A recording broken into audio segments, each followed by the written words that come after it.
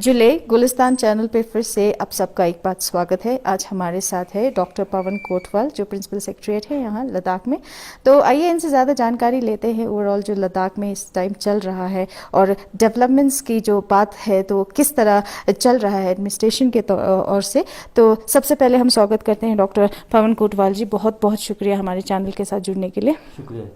Sir, सबसे पहले हम आपको इंट्रोड्यूस करना चाहेंगे अपने चैनल पे, लोगों को बताना चाहेंगे आपके अंडर जो है कौन से डिपार्टमेंट्स आते हैं। देखिए, मेरे पास इस वक्त जो है वो एक planning and development and monitoring करके डिपार्टमेंट है, एक वो है, और दूसरा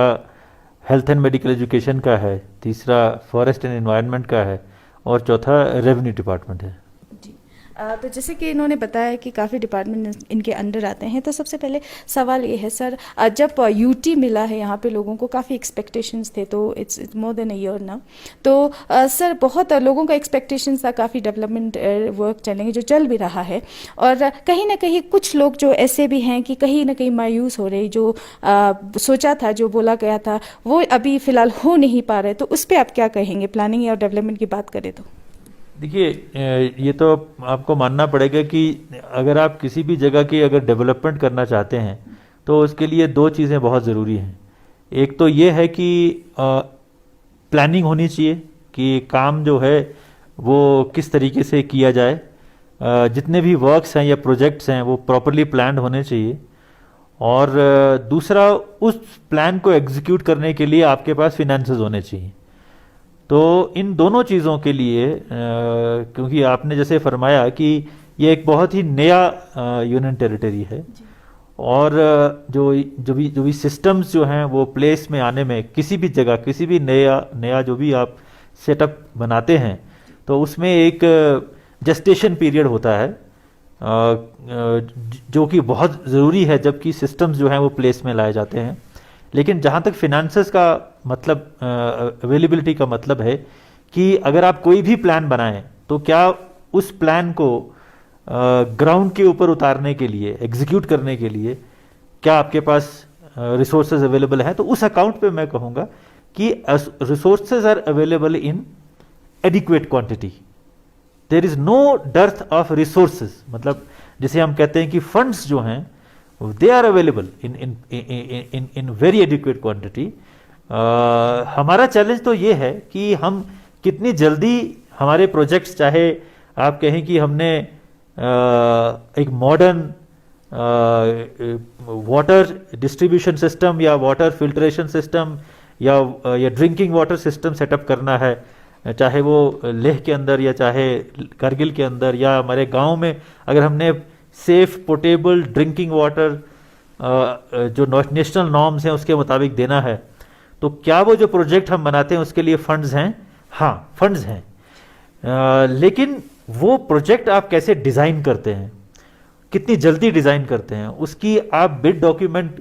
जो आप चाहते हैं उसके आउटकम हो कि वो प्रोजेक्ट कैसा हो, कि अगर मैं पानी का प्रोजेक्ट कोई बनाऊं तो क्या मुझे वो पानी फिल्टर्ड मिलेगा, क्या वो वाटर टेस्टिंग के बाद वो पीने के काबिल होगा, और क्या वो दिन में मुझे कितने घंटे मिलेगा, कितनी क्वांटिटी में मिलेगा, और क्या वो मुझे सारा साल मिलेगा।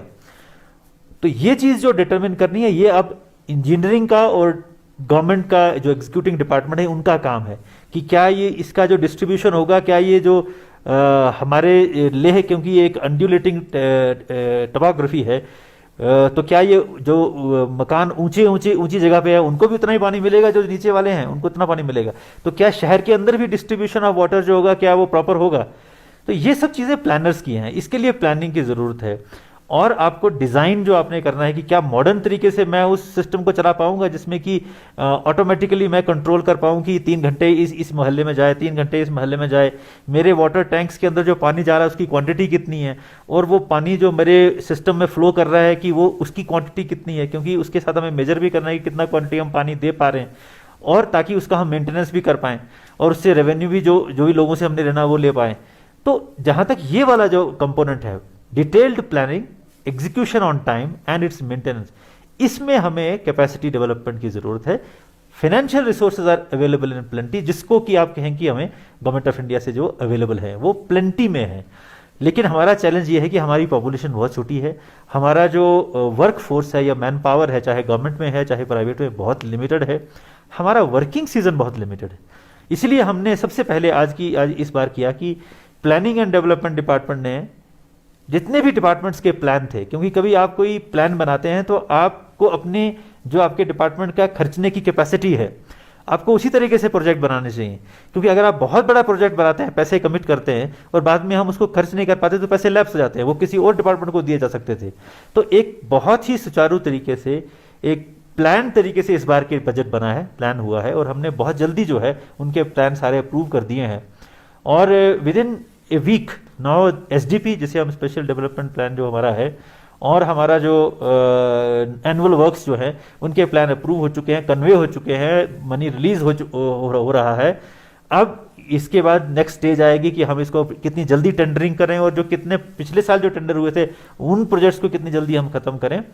तो एक उसकी मॉनिटरिंग भी होगी, एक मॉनिटरिंग सिस्टम प्लेस में लाया जाएगा, ताकि हमारी जो ये लिमिटेड वर्किंग सीजन है हमारा, उस लिमिटेड वर्किंग सीजन के अंदर लिमिटेड हमारे पास लेबर फोर्स है, लिमिटेड हमारे पास लोग आते हैं। और खासकर अब जब ये जो कोविड के कारण भी आपको मालूम है कि हमारे पास लेबर फोर्स बहुत कम है, तो ये सब इन कंस्ट्रेंट्स के होते हुए हम कितनी जल्दी जो भी हमारे पास एलोकेशन इतनी ज़्यादा आई है गवर्नमेंट ऑफ इंडिया की, वो खर्च पाना, यही हमारा सबसे बड़ा चैलेंज है। जी सर, तो पिछले दिनों एक ऐसी भी बात चली थी जहाँ पे जो फंड्स है वो वापस जा रहा है, क्योंकि यहाँ पे कुछ डेवलपमेंटल काम जो टाइम से नहीं हो पाया है। तो आगे भी कुछ ऐसे इश्यूज आएंगे सर आने वाले दिनों में? मैंने यही कहा कि गवर्नमेंट ऑफ इंडिया तो हमें पैसे दे सकती है ना, बाकी प्लानिंग करना, एग्जीक्यूशन करना वो तो हमारे लोगों ने करना है, या यहाँ पे लेबर फोर्स अवेलेबल करना, या जो हमारे पास वर्किंग सीजन है उसके अंदर हमें प्लान करके जल्द से जल्द ग्राउंड के ऊपर काम शुरू करना, ये तो हमारे हाथ की बात है ना। तो इसीलिए हमारे यहाँ क्योंकि मैन पावर की बहुत कमी है, चाहे आप उसको हर डिपार्टमेंट में जो है मैन पावर, क्योंकि हमारी आबादी बहुत कम है, इस आबादी के तनासुब के हिसाब से या इसके प्रोपोर्शन में हमारे पास वर्किंग फोर्स भी कम है, चाहे वो गवर्नमेंट सेक्टर में है चाहे वो प्राइवेट सेक्टर में। जैसे मान लीजिए हमारे पास इतना पैसा है कि हम चाहते हैं कि हम यहाँ पे जितनी फैसिलिटीज हमारे पास हॉस्पिटल बेड्स हैं हम उसको डबल कर दें, पैसे का इशू नहीं है। फिर इशू आ जाता है कि क्या हमारे पास इतनी नर्सें हैं, क्या हमारे पास इतने पैरामेडिकल स्टाफ है, क्या हमारे पास इतने एनेस्थेटिस्ट हैं, क्या हमारे पास इतने पीडियाट्रिशियन हैं, क्या हमारे पास इतने सर्जन हैं। इशू वो आ जाता है, वो हमारा लिमिटिंग फैक्टर बन जाता है। Money as such, funding as such is very generous, very liberal, we have already got the money. अब हमारा जो एम ये है कि हम किस तरीके से इसको एक प्लान तरीके से, बिकॉज उसका फिर आउटकम भी आना चाहिए ना, people should feel that we our facilities have increased, our water supply has increased, power तो जैसे आपने देखा कि Leh has become power surplus in a way, आपको देखा यहाँ 24 घंटे पावर होती है। ऐसा सिस्टम तो मैंने जहाँ अगर जम्मू में भी जाओ वहाँ भी कट होता है, लेकिन यहाँ तो मैंने कट नहीं देखा, और आपने भी ऑब्जर्व किया होगा। सो इस तरह ये अगर हम प्लान तरीके से काम करेंगे तो जो हमारे रिसोर्सेज को हम यूटिलाइज करेंगे, तो हमारी पूरी कोशिश है कि हम एक प्लान तरीके से मॉनिटर भी करें और काम जो है वो ग्राउंड पे उनको एग्जीक्यूट करें with the constraints of the man power जो हमारे पास है, ताकि लोगों को जो है फैसिलिटीज़ जो है वो जल्द से जल्द जो है वो अच्छी फैसिलिटीज़ जो है उनको मिल पाए। जी,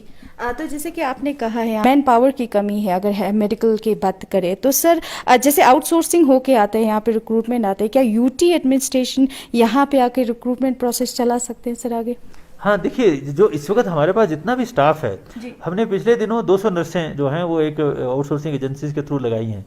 इसी तरह हमने जो जब कोविड हुआ तो हमने लगभग कोई 70 के करीब जो है पैरामेडिकल स्टाफ जो है वह एसएनएम में, और इसी तरह कारगिल में भी हमने जो है हमारे पास ये रिसोर्सेज हमारे पास अवेलेबल है। लेकिन उस फील्ड में भी मतलब आउटसोर्सिंग करके भी उतने ट्रेंड बच्चे होने चाहिए, यानी कि उतने ट्रेंड पीडियाट्रिशियन होने चाहिए। आज सारी कंट्री में प्रॉब्लम है, जिस तरह की जैसे आप कह रहे हैं कि अब इवन हम फाइनल ईयर स्टूडेंट्स को भी हम लगा सकते हैं। जैसे जो बच्चे नीट के लिए तैयारी कर रहे हैं, नीट उनको पोस्टपोन कर दिया ताकि वो लोग जो हैं हॉस्पिटल्स में जो है अपनी सर्विसेज दे सकें। तो इसलिए ये सारे जितने भी रिसोर्सेज हमारे हैं उनको हम टैप कर रहे हैं। अल्टीमेटली बच्चा वही यहाँ काम करेगा जो यहाँ से बिलोंग करता है, यहाँ का बिलोंग करता है, यहाँ का रहने वाला है, क्योंकि उसको यहाँ पे घर में सहूलियत होगी और उसको यहीं नौकरी मिल जाएगी। तो चाहे वो ऑनरेरियम कम भी होगा या सैलरी वेजेस कम भी होंगे, तो यहाँ काम करने को तैयार होता है। तो ज़्यादा हम उन पर डिपेंड करते हैं कि अगर यहीं के बच्चे जो हैं, चाहे वो किसी भी फील्ड में हो, चाहे वो हेल्थ के फील्ड में है, चाहे किसी और फील्ड में है, अगर वो यहाँ अवेलेबल हैं तो हम उनको जो है आउटसोर्स करके हम उनको लगा सकते हैं और ले भी रहे हैं बड़ी क्वांटिटी में। जी।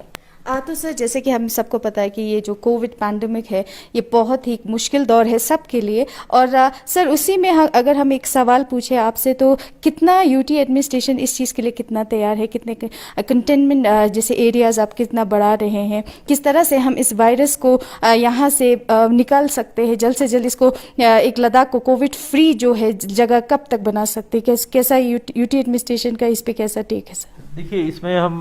मैं ये कहूँगा कि जो मेरा एक्सपीरियंस है, क्योंकि मैं वैसे खुद भी एज ए ट्रेन डॉक्टर हूँ और मैंने एज एन एडमिनिस्ट्रेशन में भी मैंने JNK में भी बहुत काम किया है as a principal secretary health and medical education, और वहाँ रहा भी हूँ, तो मुझे मालूम है ये यहाँ का एडवांटेज मैंने एक देखा है कि एक तो हमारी पॉपुलेशन कॉम्पैक्ट है और यहाँ के लोगों में जो ये कोविड बिहेवियर मैंने देखा कि उसका कंप्लायंस अच्छा है। तो जिस सोसाइटी में अगर आप कोविड बिहेवियर जिसे हम कहते हैं, मास्क लगाना, डिस्टेंसिंग रखना, अगर वो अच्छा रहेगा तो वो एरिया जो है वो एक तो बचा रहेगा। और दूसरी बात है कि अगर वो क्योंकि हमारे पास बाहर से भी लोग आते हैं, वो भी उनकी भी हमें देखभाल करनी पड़ती, चाहे लेबर आती है बाहर से या बाहर से लोग जाते हैं, उनकी भी देखभाल हमें करनी पड़ती क्योंकि हमारे यहाँ वो काम करने आते हैं। तो जहाँ तक फैसिलिटीज़ का ताल्लुक है कि कोई अगर बीमार हो गया तो उसके लिए हमारे पास रिसोर्सेज एडिक्वेट हैं आज के हालात में, हमारे पास ऑक्सीजन बेड्स एडिक्वेट अवेलेबल हैं, हम ओवरबर्डन नहीं हैं इस वक्त आज की डेट में। और जो हमारा जो जिससे हम कहते हैं पॉजिटिविटी रेट जो है, यानी कि हम दिन में अगर 2500 सैंपल लेते हैं तो हम देखते हैं कि उसमें से पॉजिटिव कितना % है, तो हमारा पॉजिटिविटी रेट भी 10 से काफ़ी नीचे है। यानी कि 10 से रेट अगर ऊपर हो जाए, यानी कि हर 100 बंदे में से अगर 10 पॉजिटिव निकले तो वहाँ तशवीश होती है कि अस्पताल जो है बर्डन हो जाएंगे। तो हमारा पॉजिटिविटी रेट भी भगवान की दया से जो है वो कंट्रोल में है, लगभग 6%, 7%, 5%, किसी दिन 8%। अगर हम सैंपल थोड़ा कम लेते हैं तो सैंपल हम कोशिश कर रहे हैं कि ज़्यादा से ज़्यादा हम RT-PCR टेस्ट करें, ज़्यादा से ज़्यादा रैट टेस्ट करें। हमारा इस वक्त एम ये है कि ये जो कोविड है ये पेरी अर्बन और रूरल एरियाज़ में जो है ये ज़्यादा नहीं जाना चाहिए। तो इसके लिए कॉन्टैक्ट ट्रेसिंग जैसे हम कहते हैं कि अगर आदमी कोई टेस्ट निकलता है तो फिर हम उसका पूरा देखते हैं कि ये कब कहाँ से आया था, कैसे आया, किसके साथ रहा पिछले दिनों में, ताकि वो जो लोग इससे कॉन्टैक्ट में आए फिर उनका टेस्ट किया जाता है कि कहीं उनमें किसी को इन्फेक्शन तो नहीं होगी। तो अर्ली डिटेक्शन ही इस बीमारी का सबसे ज़्यादा इसको टैकल करने का तरीका है। जितनी जल्दी आप लोगों को मतलब डिटेक्ट कर पाते हैं उतनी जल्दी माइल्ड स्टेज में आप उनको ऑक्सीजन दे देते हैं या दवाई दे देते हैं तो उनका रिकवरी रेट बहुत अच्छा हो जाता है। और हमारा रिकवरी रेट 90% है, यानी कि अगर 100 आदमी हमारे बीमार होते हैं तो 90 जो है एकदम रिकवर कर जाते हैं। तो मेरे कहने का मतलब ये है कि और बाकी जो है वो हॉस्पिटलाइज हैं। तो आज की डेट में हमारे ऐसे लेह को, कारगिल को मिला के हमारे जितने भी बेड्स हमारे पास अवेलेबल हैं, हमें कोई ओवरलोडिंग नहीं है। और हम बड़े प्लान तरीके से हमने कंटिजेंसी प्लान रखा होता है कि अगर मान लीजिए ज़्यादा आ जाए तो फिर हम कितने बेड कितनी जल्दी और तैयार करेंगे, फिर कितनी जल्दी और तैयार करेंगे, कितने हॉस्पिटल हम और खोल देंगे। तो एक प्लान तरीके से हमारे पास उसकी पूरी एक प्लान है बना हुआ है। तो हम उसके ऊपर बहुत जो है कॉशियसली काम कर रहे हैं और इस वक्त हमारे कोई क्राइसिस जो है नहीं है। और मैं लोगों से ये कहूँगा कि अगर आप कोविड बिहेवियर अपना आपका अच्छा है, आप अपने को डबल मास्क लगाते हैं या मास्क लगाते हैं, डिस्टेंसिंग रखते हैं, तो हमें कोविड जो है हम उससे ज़्यादा प्रोटेक्टेड रहेंगे। जी। तो जैसे कि इन्होंने कहा है कि कोई भी कमी नहीं, ऑक्सीजन की कमी नहीं, वेंटिलेटर बेड्स की कमी नहीं है। तो वही सर एक सवाल ये आपसे जानना चाहेंगे, यहाँ लद्दाख का जो पॉपुलेशन है बहुत ही छोटा है, उसमें जो वैक्सीन का अगर हम बात करें तो उसमें कितना टाइम लग सकता है सर? क्योंकि पॉपुलेशन के हिसाब से तो दूसरे स्टेट से तो हमारे जल्दी लगना चाहिए था या जो है पॉपुलेशन को पूरा कवर होना चाहिए था, उस पर आप क्या कहेंगे? देखिए हमारा जो एम ये क्योंकि देखिए हम एक यूटी हैं और जो हमारी जो जैसे आपको मालूम होगा कि वैक्सीन जो है इस वक्त 2 तरीके से दी जा रही है। एक तो ये कि जो 45 एज ग्रुप से ऊपर वाला ग्रुप था, एक तो उसको ग्रुप को हम गवर्नमेंट ऑफ इंडिया हमें देती थी वैक्सीन, और गवर्नमेंट ऑफ इंडिया सारी स्टेट्स को, कंट्री को वही देती थी। 45 से ऊपर जो है वो गवर्नमेंट ऑफ इंडिया से फ्री वैक्सीन आता है और वो वैक्सीन जो है वो 45 से ऊपर जो ग्रुप है उनको लगता है। मतलब पहले तो ये कहते थे कि 45 और 60 के बीच में जिनको कोमॉर्बिडिटी है, यानी कि जिनको कोई और बीमारी है, पहले उनको प्रेफरेंस देते थे। लेकिन बाद में फिर ये उन्होंने फुल सेकंड फेज में उन्होंने कहा नहीं, 45 से ऊपर जितने भी लोग हैं, क्योंकि मोर्टेलिटी ज़्यादातर इस ग्रुप में होती है, तो इस ग्रुप को, ये प्रायोरिटी ग्रुप है गवर्नमेंट ऑफ इंडिया का, इसको कवर करना, तो वो वैक्सीन उनके लिए आती थी 45 ग्रुप से। इसके अलावा दो और ग्रुप जो थे होते थे, एक तो ये कि हमारे जितने भी हेल्थ वर्कर्स हैं, चाहे वो डॉक्टर्स हैं, चाहे पैरामेडिक्स हैं, चाहे आशा वर्कर्स हैं, चाहे जितने भी हेल्थ से लिंक जो स्टाफ है जिसे हम कहते हैं health workers, health care workers, तो हेल्थ केयर वर्कर्स को भी इसमें प्रायोरिटी में उस फ्री वैक्सीन में से मिलता है। और जो फ्रंट लाइन वर्कर्स हैं, फ्रंट लाइन वर्कर एक और कैटेगरी है जो कि एग्जैक्टली हेल्थ के नहीं है, लेकिन वो जैसे गवर्नमेंट का स्टाफ है, डिपार्टमेंट का स्टाफ है जो एसेंशियल से डील कर रहे हैं। और अब हमने रिसेंटली देखा होगा कि हमने फ्रंट लाइन वर्कर का बेस बढ़ा दिया है। हमने बहुत सारे लोगों को फ्रंट लाइन वर्कर डिक्लेयर कर दिया है जो कि इकोनॉमिक एक्टिविटी भी करते हैं और जो कि कोविड से भी डील करते हैं। तो अब अभी हमने देखा होगा कि हमने बहुत सारे डिपार्टमेंट्स को कवर किया और हमारे फ्रंट लाइन वर्कर इस वक्त 20,000 के करीब हमने उनको वैक्सीनेट कर दिया है। खासकर हमारा ध्यान ये है कि जो लोग इकोनॉमिक एक्टिविटी जनरेट करते हैं, जिस तरह हमारे होटल वर्कर्स हैं,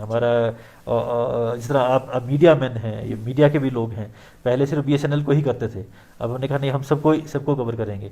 और इसलिए हमने फ्रंटलाइन वर्कर की, गवर्नमेंट ऑफ इंडिया जो है वो इतनी आपको सिस्टम में वो आपको फ्रीडम देती है कि आप जिसको भी समझें जो फ्रंट लाइन है, जो इस चीज़ से लड़ रहा है, आप उसको प्रोटेक्ट कर दीजिए, उसको वैक्सीनेट कर दीजिए। तो हमारा फ्रंट लाइन वर्कर जो है इस वक्त 20,000 हमारी पॉपुलेशन के हिसाब से एक बहुत नंबर है ये, तो वो हमने कवर किया हुआ है। 45 एज ग्रुप से हमारा फर्स्ट डोज जो है वो ऑलमोस्ट 90% से भी ज़्यादा, क्योंकि कुछ लोग हमारे कारगिल में, कुछ लोग द्रास और संकू इलाके से जो लोग हैं वो थोड़ा सा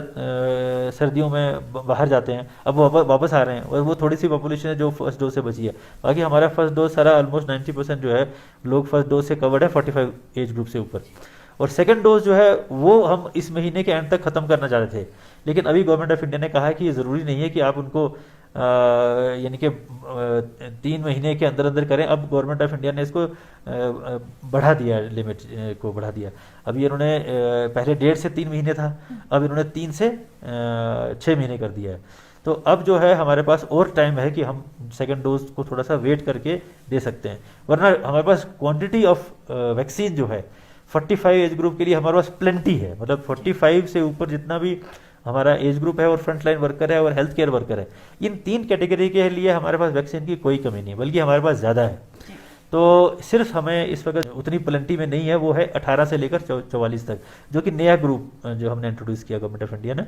इसमें जो है हमारे पास अभी पिछले दिनों 5,000 वैक्सीन आई थी जो आजकल लग रही है। जो हम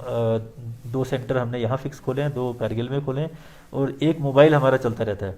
तो 100 वैक्सीन हम पर डे लगाते हैं, तो हम 22 तक ये भी कवर कर देंगे। और हमें पूरी उम्मीद है कि हमें और वैक्सीन भी आती रहेंगी, और कुछ ही देर की बात है, ज़्यादा कोई लंबी बात नहीं है कि ये क्वान्टिटीज़ जो है बढ़ जाएंगी, क्योंकि प्रोडक्शन बढ़ रही है, और फिर ये सारी पॉपुलेशन जो है वो। तो सर पैरामेडिक्स की अगर हम बात करें, उनकी सैलरीज जो है बहुत कम मिलती है अभी उनको, उस वजह से भी काफ़ी प्रॉब्लम हो रही है। तो कई लोग जो काम कर रहे हैं वो काफ़ी जगह दूर जगह पे ट्रांसफ़र हो रहे हैं, उनकी रहने की मुश्किल बढ़ रही है, ट्रैवलिंग की मुश्किलें बढ़ रही हैं, क्योंकि जिस तरह की सैलरी है वो उस पर काम उनका हो नहीं पाता है। तो आपके आगे कुछ प्लान्स हैं उनकी सैलरी को लेके, या बढ़ाया जाएगा, कैसा करेंगे आपके एडमिनिस्ट्रेशन? देखिए, एक बात तो सीधी है कि आदमी काम तभी करेगा जब वो अपना खर्चा निकाल के, अपने रहने का खर्चा निकाल के, ट्रांसपोर्ट का खर्चा निकाल के उसको कुछ बचेगा। अदरवाइज तो काम करने का कोई मतलब वो फिर उसको रिटेन नहीं कर पाते। हम कहते हैं कि हम लगा तो लेते हैं, लेकिन फिर रिटेन करना मुश्किल होता है। अगर उसको बेटर अपॉर्चुनिटी कहीं मिलेगी, दिल्ली में, जम्मू में, किसी और शहर में, तो वो वहाँ चला जाएगा और हमारा लॉस हो जाएगा। तो जो भी इनका और जो मैंने स्कीम आज तक जो मेरी नॉलेज में है, क्योंकि मैंने अभी ज्वाइन किया है, मेरी नॉलेज में ये जो है कि अगर कहीं कोई अगर आप NHM के एम्प्लॉयज़ की बात कर रहे हैं, तो NHM के एम्प्लॉयज़ को तो एनुअली उनको इंक्रीमेंट मिलता ही रहता है, और फिर उसके बाद उनको एक लॉयल्टी बोनस मिलता है। तो पिछले दिनों मेरे पास कुछ ऐसा मुझे फीडबैक मिला था जब मैं टूर पे 1-2 जगह गया था, कि शायद जो है इनकी जो सैलरी जो है उस रेशो में बढ़ नहीं रही है। तो मैंने अपने जो नए MD हैं NHM के, मैंने उनको कहा है कि सैलरी कभी भी किसी एम्प्लॉय की घट नहीं सकती। मतलब ये एक रूल है, आप किसी भी एम्प्लॉय की सैलरी बढ़ेगी, क्योंकि महंगाई बढ़ेगी तो सैलरी तो बढ़नी। ये कभी हो ही नहीं सकता कि आप किसी आदमी की सैलरी कम कर दें, unless it is some punishment. तो जो लोग इतना काम कर रहे हैं उनको हम पनिश तो नहीं कर सकते। तो बहुत दूर जाके बहुत लेडीज़ भी हैं, बच्चियां भी हैं, मैंने देखा वो दूर घरों से काम कर रही हैं। तो हमारी कोशिश ये रहेगी कि जो उनको एडमिसिबल है, चाहे वो एनएचएम है या चाहे किसी और भी रूट से हम अगर हम उनको आउटसोर्सिंग से ले रहे हैं, तो उनकी जो सैलरी जो है वो बढ़ती रहनी चाहिए, क्योंकि हर मुलाजिम की सैलरी बढ़ती रहती है जैसे जैसे आपका डीए या प्राइस इंडेक्स बढ़ता जाता है। और वो सेटिस्फाई भी होना चाहिए, उनकी वर्किंग कंडीशन भी अच्छी होनी चाहिए, ना कि उनकी सैलरी अच्छी हो बल्कि उनका वर्किंग कंडीशन भी अच्छी होनी चाहिए, उनके रहने के लिए भी जगह होनी चाहिए, उनकी सेफ्टी और सिक्योरिटी का भी हमें ख्याल रखना चाहिए। और ये सब चीज़ें जो है एक होलसम पैकेज होना चाहिए, क्योंकि अगर आप सैलरी ज़्यादा देंगे लेकिन अगर उसके पास रहने की जगह नहीं है, क्योंकि बहुत सारा मैंने देखा है कि यहाँ जितनी भी पैरामेडिक्स हैं उनमें से लड़कियों की भी संख्या काफ़ी सिग्निफिकेंट है, तो और रहती भी बहुत दूर दूर हैं, काम करती हैं। तो इसलिए ये सब देखते हुए उनकी safety, security, mental peace, satisfaction,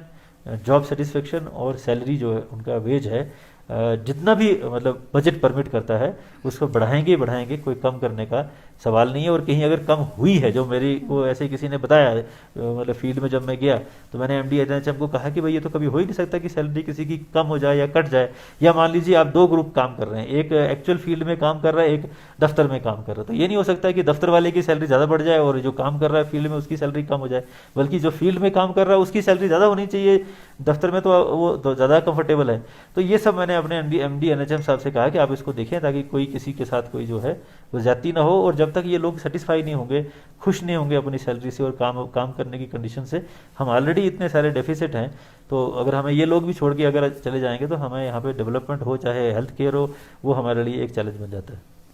जी सर, तो जैसे आपने पहले भी यहाँ हमें बताया कि हेल्थ वर्कर्स की काफ़ी शॉर्टेज है, तो नए यूनियन टेरिटरी में सर अगर कारगिल की अगर बात करें, लेह की बात करें, दूर दराज इलाकों में नर्सेज और डॉक्टर्स की काफ़ी कमी है सर, तो उसमें जैसे इमरजेंसीज कभी हो जाते हैं तो आपका आगे का क्या स्ट्रैटेजीज रहेंगे जहाँ डॉक्टर आप वहाँ पे ज़्यादा अवेलेबल करा सके, नर्सेज अवेलेबल करा सके, उस पर क्या सोचा आप? इसके जो वर्ल्ड में या जहाँ भी कमी है डॉक्टर्स की,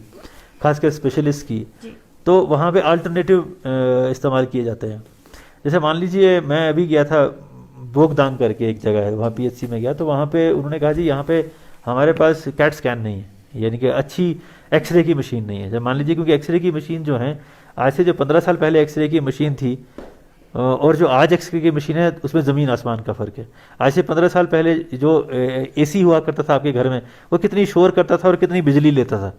और आज जो एसी हैं वो कितने सोफिस्टिकेटेड हैं, कितने कम बिजली में और कितनी अच्छी जो है कूलिंग करते हैं। तो इसी तरह मेडिकल में भी जैसे जैसे एडवांसमेंट हो रही है, तो आपका जो इक्विपमेंट है, चाहे वो एक्सरेज हैं, चाहे कैट मशीन है, सीटी स्कैन है, ये मशीनें जो हैं ये और सोफिस्टिकेटेड हो रही हैं, और ये जितनी ज़्यादा एडवांस होगी उतना ज़्यादा ये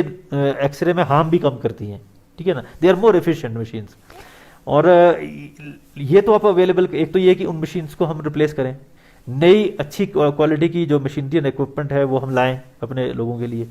और दूसरा ये है कि अब हमारे पास मशीन आ गई, एक्सरे मशीन भी बहुत सुपीरियर आ गई, तो अब हमें उसके अंदर चलो हमने पेशेंट को भी लटा दिया, उसका एक्सरे बटन दबाने के लिए हमें चलो टेक्नीशियन मिल गया, लेकिन असली बात यह है कि अब वो जो उसकी जो एक्सरे रिपोर्ट आई, जो उसका जो जनरेट हुआ, जो उसका यानी कि एक्सरे जो जनरेट हुआ, फोटो जो जनरेट हुआ, अब उसको रीड कौन करेगा? उसके लिए हमें रेडियोलॉजिस्ट चाहिए। रेडियोलॉजिस्ट एक बहुत ही प्राइज्ड सुपर स्पेशलिटी है, मतलब रेडियोलॉजिस्ट मिलना एक बहुत मतलब रेयर बात है। एनेस्थेटिस्ट और रेडियोलॉजिस्ट, ये दोनों चीज़ें मिलना बहुत मुश्किल है आज की डेट में। तो इसीलिए अब उसमें क्या है कि हम उसमें टेलीमेडिसिन, जिसको हम कहते हैं टेली कंसल्टेशन, कि हम वहाँ पे एक सिस्टम रखें जो वो एक्सरे का मशीन जो फोटो है वो दिखाएगा, और एक डॉक्टर जो है वो जम्मू में बैठ के, बेंगलोर में बैठ के वहाँ से उसको आपको रीडिंग रिपोर्ट दे देगा और आप उसके ऊपर काम करना शुरू कर सकते हैं। अभी हमारे एसएनएम हॉस्पिटल में अगर आप जाएँ, आप गए होंगे, तो वहाँ हमारे जो इंटेंसिव केयर यूनिट है, इंटेंसिव केयर यूनिट के अंदर हमारे 13-14 पेशेंट हैं, वो उनकी डायरेक्ट जो कंसल्टेशन है वो बेंगलोर से होती है। मतलब वो जो अंदर उनका मॉनिटर है, वो सारी मॉनिटर की रीडिंग्स जो है वो उनको जा रही हैं एवरी सेकेंड, और वहाँ से वो कह रहे हैं कि देखो इस पेशेंट का ऑक्सीजन इतना कम हो गया, इसको इतना बढ़ा दो, इतना बढ़ा दो। तो ये एक अल्टरनेटिव मेडिसिन है जहाँ पे आपके पास स्पेशलिस्ट नहीं है, सिर्फ लोअर लेवल का स्टाफ अगर आपको मिल रहा है, तो वहाँ हम टेली मेडिसिन को भी एक लद्दाख के लिए खासकर ये एक, इसके लिए हमारा प्लान है कि हमारी कनेक्टिविटी जो है, बैंडविड्थ है जो हमारा, क्योंकि ये सब चीज़ें ट्रांसमिट होगी तो इंटरनेट के थ्रू ट्रांसमिट होगी, तो हमारी इंटरनेट कनेक्टिविटी जो है बहुत सुपीरियर होनी चाहिए। तो इसलिए जो आईटी जो हमारा डिपार्टमेंट है वो कोशिश कर रहा है कि हम नियाबत लेवल तक, नायब तहसीलदार लेवल तक या इवन डिस्पेंसरी लेवल तक भी, खासकर पीएचसी तक तो होना ही चाहिए कि एश्योर्ड गुड क्वालिटी कनेक्टिविटी दें, ताकि हम टेलीमेडिसिन का जो है वो ज़्यादा से ज़्यादा इस्तेमाल करें। दूसरा एक इसका हम सोच रहे हैं कि when the doctor is not available for 24 hours, then at least we can send it through the ambulances for some time, rotational basis पे। तो एक तो मोबाइल सर्विसेज भी हम दे सकते हैं लोगों को, जैसे बहुत सारी सर्विसेज तो हम ऑलरेडी दे रहे हैं, जैसे 108 बाहर होती है, 102 होती है, जिसके साथ कि पेशेंट को अगर कोई परेशानी है तो उसको हम वो एम्बुलेंस पे अगर कॉल करता है तो उसको एम्बुलेंस से हम ले आ सकते हैं। मोबाइल सर्विसेज दे सकते हैं, मोबाइल टेस्टिंग वैन दे सकते हैं। हम सोच रहे हैं कि अब मोबाइल टेस्टिंग वैन भी जो है कुछ खरीदें हम, ताकि रैट कवरेज और रैपिड एंटीजन टेस्ट कवरेज जो है वो बढ़ जाए। हम वहाँ पे मशीन भेजें और वो उस इलाके के जितने भी लोग हैं, वो चाहे पंचायत में इकट्ठे हो जाएं, चाहे किसी और जगह इकट्ठे हो जाएं, वहाँ पे उनको हम टेस्ट वेस्ट करें। तो ये कि हम खुद या तो एक मोबाइल सिस्टम के थ्रू उनको अप्रोच करें, और दूसरा ये कि हम टेलीमेडिसिन के थ्रू जो है अपनी ब्रांडवेड, अपनी कनेक्टिविटी को स्ट्रॉन्ग करके टेलीमेडिसिन, क्योंकि टेलीमेडिसिन के लिए कंसल्टेंट अमेरिका में भी बैठ के आपको दे सकता है। ये ज़रूरी नहीं कि उसको जम्मू में होना या लद्दाख में होना या दिल्ली में भी होना। जैसे मैंने कहा कि अभी जो हमारा आईसीयू है वो बेंगलोर से जो है कंट्रोल हो रहा है। जी तो सर आखिर में एक सवाल आपसे ये पूछना चाहेंगे, जो आरटीपीसीआर टेस्ट है उसमें काफ़ी डिले हो रहे हैं। जैसे टेस्ट हो जाता है, कुछ लोगों का हफ्ते बाद आता है, कुछ लोगों का 10 दिन बाद, कुछ लोगों का 2 दिन बाद। तो इस केस में सर जिसका नहीं आ रहा है, जिसका तो बिल्कुल भी टेस्ट मिलता ही नहीं, तो वो खुलेआम घूमता है, तो इस वजह से भी वो एक कैरियर बन जाते हैं। सर उसका कैसा आपने किया स्ट्रैटेजीज, कैसे उस पर आगे काम चलेगा सर? ये आपका कहना, जिसमें मैं थोड़ा सा इसको क्लियर करूँगा। हमारे यहाँ पे टेस्टिंग कैपेसिटी जो है, हमारे यहाँ 5 आरटीपीसीआर मशीन जो हैं जो हमारे लद्दाख में हैं, और एक बिहार की है जो ये आर्मी वाली की है। तो ये इन आर्मी वालों का ये दिन में कोई 70-80 सैंपल करते थे, तो हमने इनको कहा कि आप भी अपनी कैपेसिटी बढ़ाइए। तो इन्होंने एक लेटेस्ट इक्विपमेंट जो है इनका सिंगापुर से आना था, वो भी आई थिंक आ चुका होगा, तो ये भी अपनी कैपेसिटी बढ़ाएंगे। क्योंकि आरटीपीसीआर टेस्ट जो है जनरली इसकी रिपोर्ट जो है वो 1 दिन 1.5 दिन के अंदर आ जानी चाहिए, और आ जाती है। बट पॉइंट ये है कि वो कम्युनिकेट कितनी जल्दी होती है, दैट इज़ वेरी इंपॉर्टेंट। मान लीजिए मेरी रिपोर्ट अगर नेगेटिव भी आई है तो मुझे पता होना चाहिए, या पॉजिटिव आई है तो मुझे पता होना चाहिए। तो उसके लिए जैसे हमने करगिल में शुरू किया, लेह में भी शुरू कर रहे हैं, वी विल कम्युनिकेट, जो व्हाट्सएप के थ्रू आप मैसेज कर सकते हैं उनको कि भाई आपकी जो ये टेस्ट हुआ था आप नेगेटिव है, या आपका टेस्ट हुआ था आप पॉजिटिव है। हम इसको व्हाट्सएप के थ्रू भी कन्वे कर सकते हैं उनको। तो I think we are working on that कि इनको कम्युनिकेट जो है, how soon can we communicate the result of the RTPCR test. बाकी आरटीपीसीआर की कैपेसिटी हमारे पास, अभी हम आरएनए एक्सट्रैक्शन किट और ले रहे हैं, क्योंकि इसमें क्या होता है कि जब आपने कोई सैंपल लिया तो उसमें से जो एक्सट्रैक्शन करना है आरएनए का, वो एक टाइम लेता है प्रोसेस, और उसको करने के लिए जो बेहतर से बेहतर मशीनें आती हैं हमारे पास, तो वो अभी कारगिल वालों ने अभी एक लेटेस्ट कोई 40-50 लाख की मशीन ली है जो फास्ट करती है आरएनए एक्सट्रैक्शन। लेह वाले भी उसको ले रहे हैं, उनके पास 4 थी, उन्होंने 5वीं ली, इनके पास 5 ऑलरेडी हैं, 6ठी ले लेंगे। तो हम अपनी कैपेसिटीज़ बढ़ा रहे हैं। हमारी जो लैब है चशूत में और कारगिल में, हम उनकी कैपेसिटीज़ भी बढ़ा रहे हैं। हम इतना भी सोच रहे हैं कि बिहार की हम मदद ले रहे हैं कि ये भी हमारे को 70-80 सैंपल पर डे कर देते हैं,